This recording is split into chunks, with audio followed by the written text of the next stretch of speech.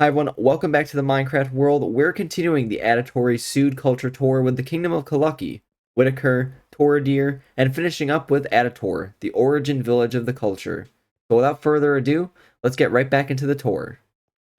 Continuing from where we left off, we'll be in the Wolffox-Colucky Countryside and the village of Dracovor, which is a part of Wolffox. And the idea with the countryside is really to evoke the feeling of, being in between two kingdoms. So, of course, there's a lot of farmland over here and a lot of working villagers. And really, this is where I come to get all of my pumpkins and melon farms so that I can trade with all the villagers that happen to be in the area. And, of course, there's plenty of sugarcane. And one of my favorite parts about this area is that you'll actually see this river we're crossing. I actually managed to, I brought water all the way into it. It was actually there was no water. It was basically just a unfilled crevice in the terrain. So I just filled it with water. So basically, it's a drowned-free river. But the rest of this area is kind of more farms for my purpose, so that villagers can't actually get to them. There's no any of the blocks that they use to what is it? I can't remember what the block is called. Uh, composter. There's no composters around here, so the villagers can't access that. And I got all my animal farms around here, and then kind of symbolizing that this is a farm area, we have the windmill. And the idea here is, of course, storing all of my crops, I guess. Well, it looks like just wheat here in this specific case. It would be kind of nice if they did add other blocks for different crops to Minecraft. I don't know if it would be like particularly useful, but it would be maybe nice to have like a pile of beetroot. I don't know. What else do you really do with beetroot other than like an occasional soup? But anyway, kind of moving past that area, we'll be a little bit into the Colucky countryside, but we'll loop back around to the Wolffox half, and we'll come around to see, there's a church that I built out of deep slate, and, there should be a map just over there. There it is. And we'll also have a village bell. There's the map makers, and right across from the map maker is a map of the whole area, so we can get a nice broad overview. And basically the idea of this area, like I said, is it's just really basic countryside kind of, it's between two kingdoms, so that's why we have the rails that we've explored in a previous video. So if you would like to look at that, you can ride that rail. We'll also be riding a different rail later on, so stay tuned for that. But we'll be in the Colucky half, where we also have a bookstore, which, this is another location across my Minecraft world where I'll store copies of my world's lore, so that if you wanted to come here and read the history, you absolutely could. And I believe that Colucky also has a smeltery, which is the next kind of like shop area over here. And that's kind of what I was going for. Is in Minecraft, you might build a trade hall, and I would probably encourage you to maybe stay away from the idea of trade halls, because I don't really particularly like them. I like my villagers to be able to wander around and feel like that they have some semblance of will. And kind of the idea that I think really symbolizes that is the next structure we're really going to take a look at, which is the Grand Exchange. And if you're familiar with RuneScape in any capacity, then you might know the Grand Exchange is one of the most important, well, maybe not the most important location, but I mean, for me anyway, the way I've played RuneScape, I would say the Grand Exchange is one of the most, important locations. If you're trying to sell stuff, if you're trying to quickly get stuff, the Grand Exchange is the most important location. And I wanted to feel that way in my Minecraft world, because I've played RuneScape in the past, by building the Grand Exchange here, and basically just putting all of my villagers that I could ever need access to in a single location. And at one point that included at some point they were going to make librarians go to a specific, let's say you had to go to specific biomes to acquire specific librarian trades. So I pre-prepared for that, even though I actually realized that none of them had made master rank, so it wouldn't have actually made a difference. So that's fine, but otherwise those librarians, I didn't actually end up needing to do that, but I still think it's cool having one of every single librarian in a single location. But as we enter the Kingdom of Colucky proper, the Kingdom of Colucky is actually the village that someone else who I started this world with started playing in. Like, this was his village. And actually, I don't know if I've actually got a chance to mention this anywhere else in my Minecraft world, but I actually didn't create the world. The person I was playing with at that time, he was the one who made the world, and then I joined him. He was hosting the Minecraft realm at the time, and well, eventually I played Minecraft way more than he did, so eventually we transferred ownership of the world. But one of the most scary things about that process is and this is probably the reason why I don't play multiplayer Minecraft, maybe as much as a lot of other people do, is what scares me more than anything is losing access to things you've built, because I've had that happen across multiple Minecraft servers that I've played on. Actually, I think one of those servers is recorded on this channel. It was another Java kingdom that we built. No one plays on that server, and that server is gone. But so I'm glad I have access to this world. I'm glad I've made so much progress in it. The world that when I received it from him is way different than it is now. Well, I guess more like the other way around. This world is way different than it was now, but kind of walking into Colucky, I really didn't try to adjust too much of what he had built. So, for example, the house that we're looking at and walking past wasn't built by me, and this is actually his base, because I had considered building a castle potentially in this village, because I mean it's right next to mine. But I wanted to preserve his stuff as much as possible. And as we're looking at this nether portal, and we're gonna walk away from it, really the idea behind that I really wanted to emphasize is that room that we just looked at was the basis for how I designed my nether, and actually that was the first place that we accessed the nether, was that base. But I like the idea of maybe taking parts of your overworld and pushing them into the nether, so making the nether look almost like the overworld bled into it a little bit, or maybe the nether is corrupting the overworld. I don't know, something interesting like that. I think I'll show it a little bit better as a in the nether actually. But as we move on from that area, the port area is the next location of Colucky that we've worked on, and this was specifically built by me as a gift, which is what that little statue is. We'll walk past it in a moment. But there's also a shattered savanna in the distance, and it's one of the most beautiful sights in my Minecraft world. It's you know where you are in the world in this specific ocean, which is across from the world spawn, because you can see it. And then of course there's this lighthouse little statue with all the houses surrounding it, which is what all those little deep slate stones are supposed to represent, all the houses around the lighthouse itself, even though I'm not sure if they're all in the right position. But we'll go up the lighthouse, and I think I've covered this a lot in my Minecraft world, but one of my favorite things to do is to build lots of spiral staircases, or any kind of tall structures that you can either use as a launch tower for an Elytra, or you can just have a really scenic view of your Minecraft world like this. So we'll take a peek at all of Colucky, and then we'll see where we're headed to next, which is Whitekur. Now, to get to Whitekur, we'll ride in style using the rail that connects, well, that village from Colucky. Well, there's no really other way to get here. I suppose you could use the port. You could also probably just walk and then swim a little bit, but this is the most efficient way. And I made these rail projects actually a really long time ago. I actually finished both of these while that other person was still playing in the world, so you want to think about how old this part of the Minecraft world is relative to potentially everything else you've seen that we've worked on pretty recently. This is pretty old stuff. So the idea of Whitekur, originally at least, was that that other person had invited someone else to the world, and they had chosen these little island chains to develop as their own village, which is why you can see walls that are so much maybe more unique than anything else I would have considered building. But honestly, they're super ornate and they're really nice to look at, these wooden walls. So if you're thinking about borrowing that as an idea, I wouldn't blame you. And actually, I would say this is the first inspiration source for a lot of other parts of my Minecraft world, also using wooden walls. But kind of moving past that, we'll walk into the village proper, and well, you'll see kind of these less villager looking like houses. And kind of the idea was that that person had set up a bunch of, let's say he had planned the entire village from the start. So I basically just took those floor plans and actually just fully turn them into houses.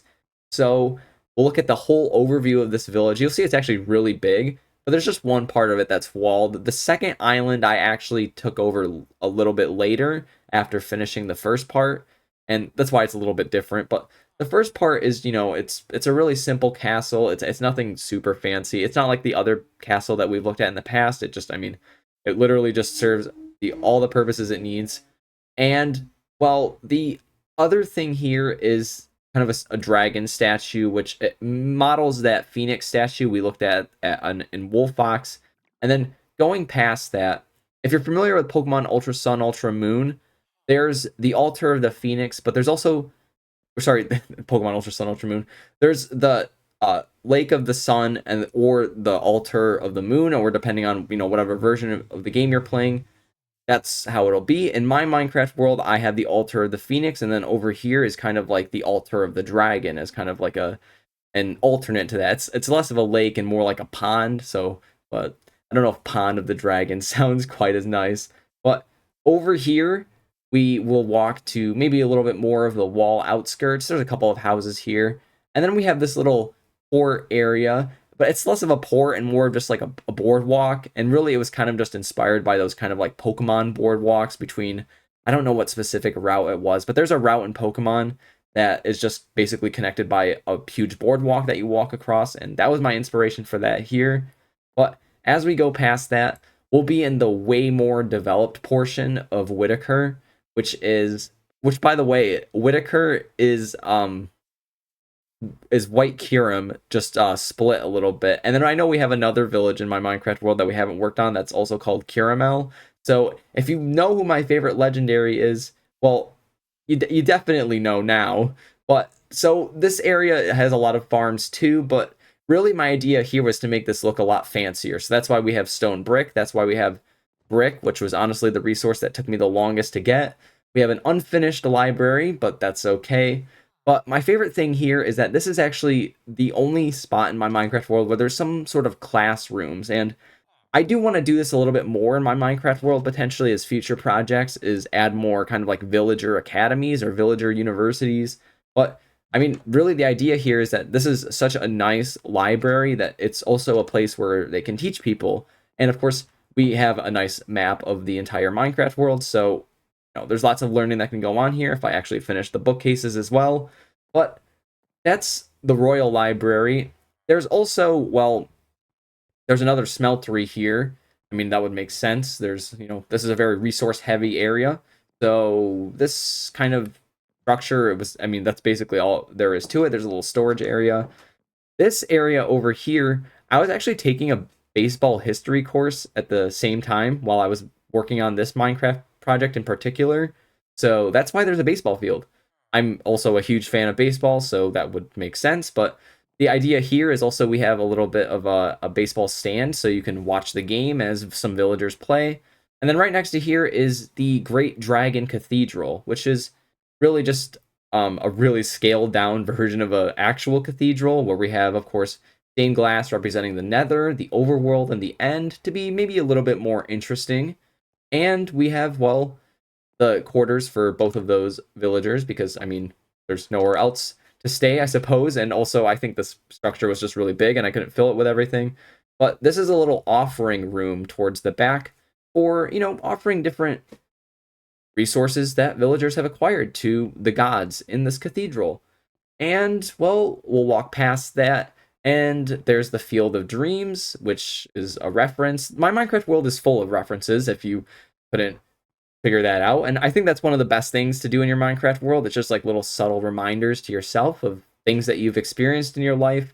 But this is, of course, over here, this kind of Stonehenge structure that we've seen all across my Minecraft world.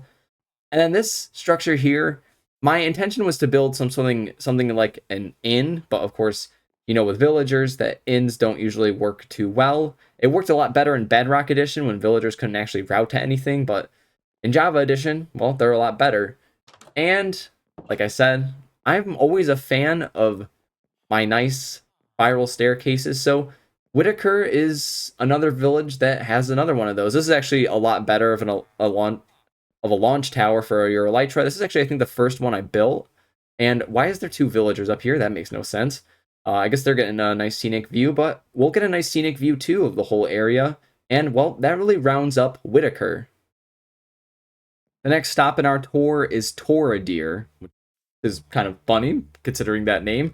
Torrideer is one of the villages in my Minecraft world that I specifically went out of my way to settle it. And you might be familiar with the idea of, well, swamp villagers and jungle villagers don't usually spawn in the world unless you get villages that spawn right on, like boundaries between biomes. But, well, that's kind of the idea of this village, and of course there's a lot of other statues to the gods here. I think we've seen a couple of them before, so we'll brush over them a little bit more. But the idea of this village, of course, is to bring all these villagers together so that I have a single place where I can trade with different types of villagers. So actually, in this specific village, it's a very multi-ethnic village. Actually, there's jungle villagers, there's swamp villagers, there's taiga villagers, and there's plains villagers. So this is a pretty sophisticated village, and I wanted to make sure that each of those specific smaller villages had their own specific style so that you don't feel like you're just, like it's a totally homogenous village. So for the Foxalore portion of this village, well, I wanted to make sure the jungle structures felt a little bit more, well, like they could breathe, like they could have airflow through them, because you might be familiar with, like jungles are probably not the most, well, they're probably a pretty humid area, so, and especially because there's a swamp nearby, so you might want some decent airflow. And right next to that is something that I think I've brought up before in my Minecraft world, is that at the world spawn, which we will come to later on in the video, there's a bunch of houses there for all of the Minecraft default skins, and this jungle treehouse is actually for another one of those default skins. So they don't actually have to be all in one concentrated location. I wanted to make sure that they still were decently spread apart so they didn't feel like they were all right on top of each other.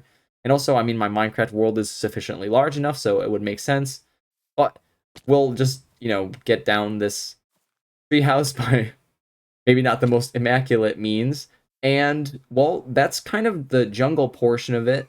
And this library area over here, like I said, I wanted to keep this area a little bit simple because since it's a jungle village. But the more prominent part of the village is, well, actually the swamp village portion. And we'll see that there's a much larger library in here where we have these are some actual copies of, again, my books that I have across my Minecraft world, so that if you wanted to read about history, you could. But we'll walk past the swamp portion of the village. It just has enough. I think I just made sure that there was enough, like 8 villagers. Anyway, we'll reach this portion, which has some plains villagers, and this is the village of Zolarek. This is the village that, in the past, had issues with villagers generating, and that was specifically in Bedrock. You see, this is a windswept plains, which means that windswept plains, that's not it. This is a windswept hill, which means that technically taiga villagers are supposed to generate here, but in Bedrock Edition, for whatever reason, they don't. But if you place villager eggs, they will be taiga villagers. It really doesn't make sense, but anyway, in Java Edition, there's no issue with that, so we're all good here. And this village is really fixed up. And honestly, for most of Torrideer, it's really not that major of a village. It's just a place to get all these different villager types in a single location. So as we move on, we'll be, well, in the world spawn. Taking a ship back to the world spawn is kind of fun, and it's also symbolic since we actually crossed the ocean to reach all those other villages, and that was a choice we decided to make, like the many choices you'll make in your Minecraft world. And I don't really want to spend too much time on the world spawn because I think it's a place we've visited before. But really the highlights here are that we have a bunch of villager houses for all the default skins, as I've mentioned before. We have a statue to commemorate that this is the world spawn. There's my giant mansion, and then there's another house that's also on the hill. And, well, the idea here is to really just make sure that near the world spawn, where in my mind, for my Minecraft world, all of the players who will ever join this world come in and will maybe want to build some structures for themselves. Well, these are all their houses, and that means we have IBX Toy Cat 2 and Captain Sparkles because they're maybe my two favorite Minecraft YouTubers, so I figured I'd build their houses. And then, of course, there's the Werewolf Kingdom, which we'll cover at a different time since they're part of the werewolf culture, and, well, I guess the Wolven culture, but we'll finally arrive in Attator. Well, yeah, Attator. And Attator is the first village that we ever came across in this Minecraft world. Thankfully, it's actually really close to the world spawn, and it's tucked really nicely into these mountains. If you were to generate this world again in Java edition with the way it generates structures, this village would actually generate like up on the hill, so it wouldn't be quite as nice. Maybe that's better for defense, but I really like I really like how it generated here. But anyway, this village is supposed to be the origin of Attator, the Atta tori culture.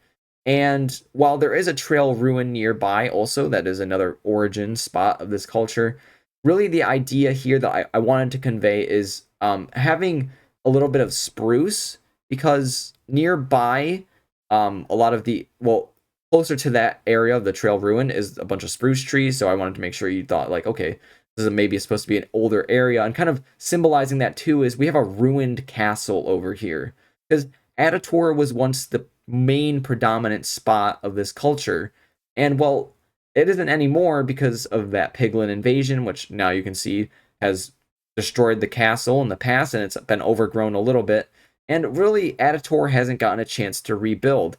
And I think I'd like to keep it that way, because I don't want to, like, I don't want to turn every single one of my villages in my Minecraft world into like a giant city, because really at some point, I mean, I think I've reached the critical mass of villagers that I need. And the one other part of Attator that I just recently put in here, you might be remembering, is, well, Lumine Hall from Earthbound. And it's just, well, a place I wanted to put specifically at this point in the Minecraft world, because, I just thought it felt pretty good. And as we leave Attator, well, we'll head towards the trail ruin. And initially, I don't think I actually had a path going all the way out, but I think this is, so, like many things in your Minecraft world, there might be one thing you do that kind of starts you down a road of doing more things. And this is the literal sense of it. This is the first road I built in my Minecraft world that was specifically of the purpose of connecting two structures together. That, I had built the nether portal to the trail ruin, sorry. Yeah. I had built another portal to the trail ruin before I had built this road. But I was, I wanted to connect the structures together. And along that road, I decided to build, well, I could place some ruined structures. So you can feel like that this village and this, empire potentially was once much greater and had declined over time. And, obviously with all the forest regrowing, you can see that a lot of time has passed. And, as you kind of excavate trail ruins, I think for the most part, because we do have a lot of stained glass around some of these ruined structures, well, there's a good chance for you to turn those resources that you might not do anything with into just actual ruins, expanding the trail ruin into more than just a single site. And that's interesting too here, because you can have multi-layered history. Well, the trail ruin has a really specific style to it. And then you see these stone buildings. Well, stone brick kind of reminds you of strongholds, because that's where you most predominantly see them. So you can almost think that maybe those were built around the same time. And then we'll come, of course, to the trail ruin, which, I mean, we've explored before, so it's maybe not the most interesting thing to look at. But we'll end, well, at the Atta tori Sud Cultural Museum. So we can give you a full roundabout on this culture. This is the first historical museum I built. I was taking what was it? It was an art history course at the time. So I wanted to kind of convey all the things I had excavated from my trail ruin into, well, a whole history.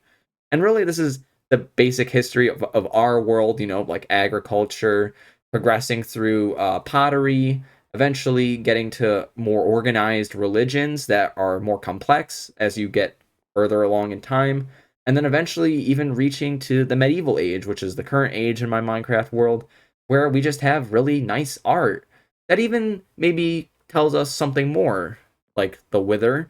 And well, that really rounds up the Atta tori Sud culture. So I hope you'll join me next time for the Atta tori Nord culture. But before we wrap up everything, of course, we'll end with an Elytra flyover of the whole region. And well, I hope that you've enjoyed touring my whole Minecraft world with me so far. This is the most predominant spot in my Minecraft world. This is why this has been a lot longer of a video. And I hope you enjoyed this one as we tour over Colucky. Here's our countryside that like I was said, trying to convey a more sparsely populated region between two kingdoms.